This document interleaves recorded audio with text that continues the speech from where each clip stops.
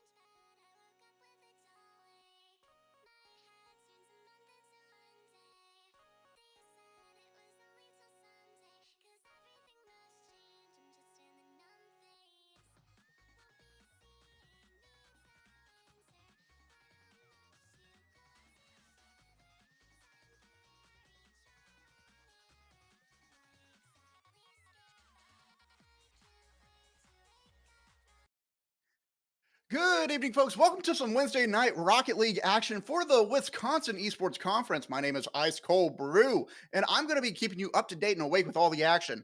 First of all, we got a nice little bit of action coming at us tonight. We're going to have Edgewood College Eagles going up against the University of Wisconsin Whitewater.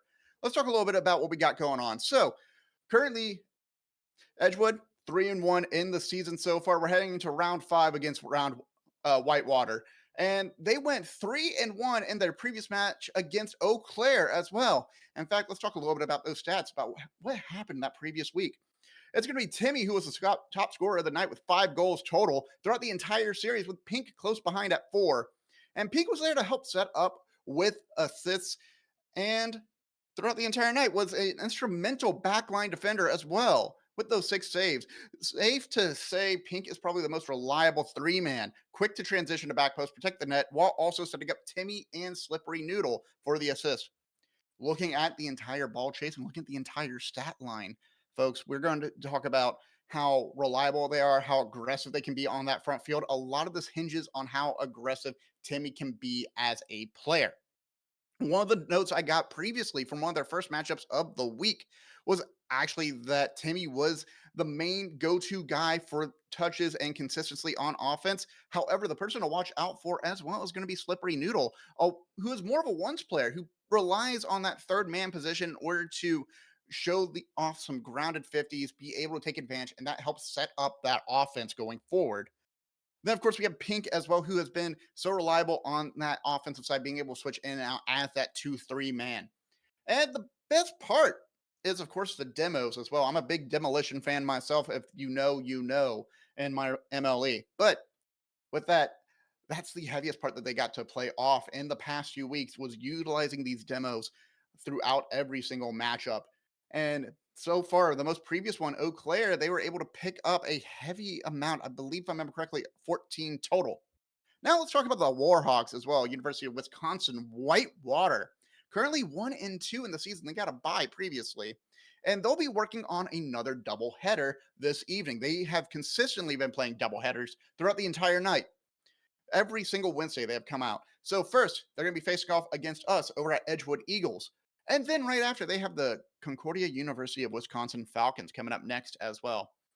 And so let's talk about their matches last week. They had CBTC River Otters first, who they beat handedly 3-1 with an overwhelming 8-goal differential at the end of the series. Ty specifically picking up 8 goals. Then, of course, we also had fantastic efforts from Sneaky and Burmy as well. That was when tragedy struck. They were coming in off of a high. They were over tilted. They were so excited from that River Otters win. They forgot they had one more match to go against the Wisconsin Badgers, where they got reverse swept. They took the first 2 games, each by 1 goal. And then Wisconsin Badgers took game 3. Okay, let's bounce. And then they took game 4, higher goal differential. Then they took game 5, even higher goal differential, making it especially difficult for the folks over at the Warhawks to handle that sort of pressure. But with that in mind, I'm going to be keeping an eye on Ty, who is probably their top player on the team, who has had a lot of solo touches, a lot of solo plays going through the entire series.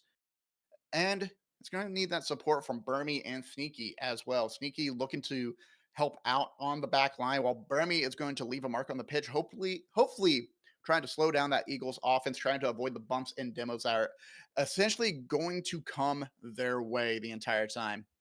But with that in mind, folks, let me know who you think is going to take the series in the entire time. I already see one person vote for Timmy, who again hinges on the entire offense. I saw a previous series where they lost 0-3, and Timmy was just not able to stand out in the long run. In fact, the one game they lost against Eau Claire, there was only 1 goal. It was not from Timmy at all. So added a little bit more difficulty on that offensive push. But we're getting ready to set up in the lobby currently. Already joined on the field.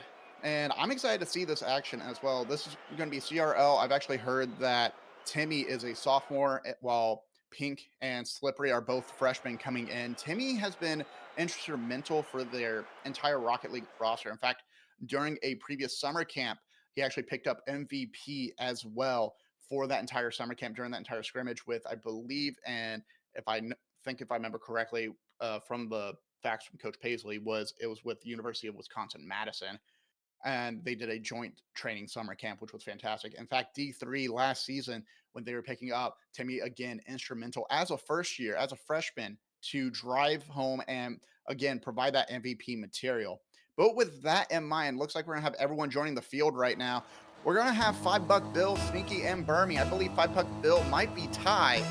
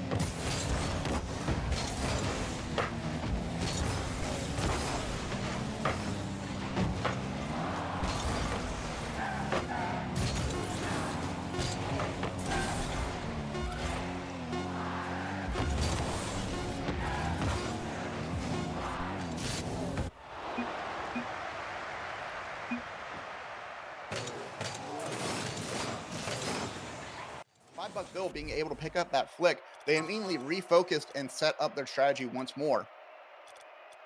And that's going to be about 6 shots across the board.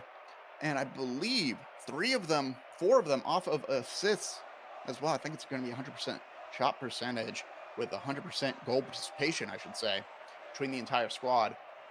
Edgewood College, not really a lot to work on outside of just that defensive spacing. Don't really cut in that quick on 5 Buck Bill. However, I can understand with that amount of pressure. Over on Whitewater's side, best thing I recommend to them is they need to start stealing boosts. They need to cut that momentum down. I like the idea of them going for demos. I like that pressure that they're applying through these demos. However, you have to work on the timing for that. You have to also be there to help each other out. There are so many plays where it's just one person up in the front field trying to find someone to pick up the call. And sadly, that pager is still buzzing the entire time. So they're trying to find a goal. So with that in mind, we're going to go ahead and set up for game 2. First game in the favor of Edgewood College.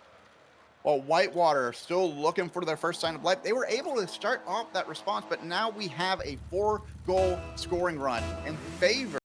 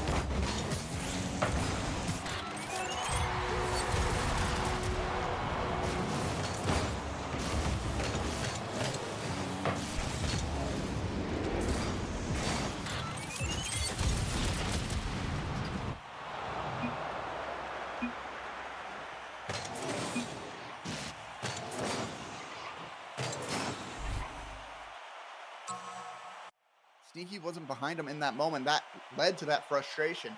Let's look at the shot totals from both squads. Just a lot of aggression coming out from the side of Edgewood. 13 shots total to the 8 from Whitewater. Whitewater, I felt like they had more pressure, but they did not have a lot of shots put on the stat sheet, at least. But there weren't a lot of intention behind their shots, too. Some of their touches were just to keep that ball on the blue side of the pitch, and I get it. I absolutely get it. You got to keep that ball alive. Just keep that offense pushing forward. And there were times when it was just one player up on the front of the field, no one behind them to support them at the center, no one behind them close by to help out for the low 50. They aren't really playing these low 50 games in the opposition side of the field and starting to go against them. Meanwhile, Edgewood being able to use the 50s in order to find more and more scoring opportunities. Timmy coming out with 2 goals for himself. Pink able to pick up 1 as well off the assist from Slippery Noodle and giving an assist out to Timmy. Timmy might be the crux of the offense, but I feel like as the season has gone on, Pink has found their stride a bit more. I feel like I'm seeing a little bit of a mix between Pink's talent and skill. In the meantime, though, Slippery Noodle as well, able to provide that protection, provide that low 50, trying to use that one's mindset in order to set up for the play, as I currently ran into some technical difficulties of my own at the moment. My connection to the game is timed out. We are heading right back into the action. Apologies about that, folks. But so far, currently on match point for Edgewood, a very tight, very, very close OT in that game. But in the end, that pressure was overwhelming for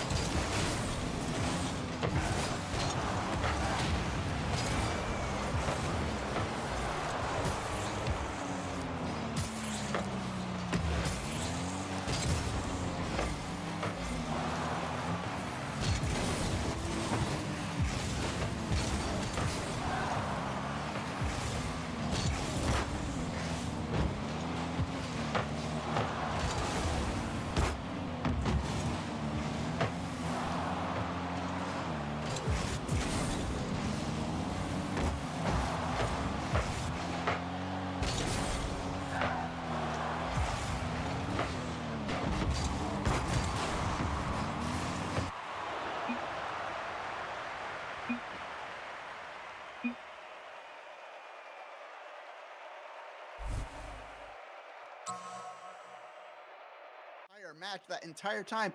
The timer was on goose egg, and yet Edgewood kept it alive. And you can feel the sweat coming down the backs of Whitewater. They are absolutely drenched. Their back is like a river, like a Whitewater river in that moment. But they are able to survive for one more game. Burmy and Sneaky, both with an assist off of each other, able to pick up a goal each as well. 100% goal participation across the board between both teams. However, the 8 shots from Edgewood is not enough to break through the 6 saves from Whitewater. Meanwhile, Whitewater just 7 shots as well. They lost all that pressure at the very end. The only reason they picked up that second goal is because of the rare double commit between Timmy and Pink, both diving in on that ball, trying to pinch it out, trying to set it up down the center line. Instead, the game goes back in favor because of the ceiling play from Burmy off the assist from Sneaky. So we're going into game 4 now. Still match point for the folks over at Edgewood. Still a chance to keep this game under control. However,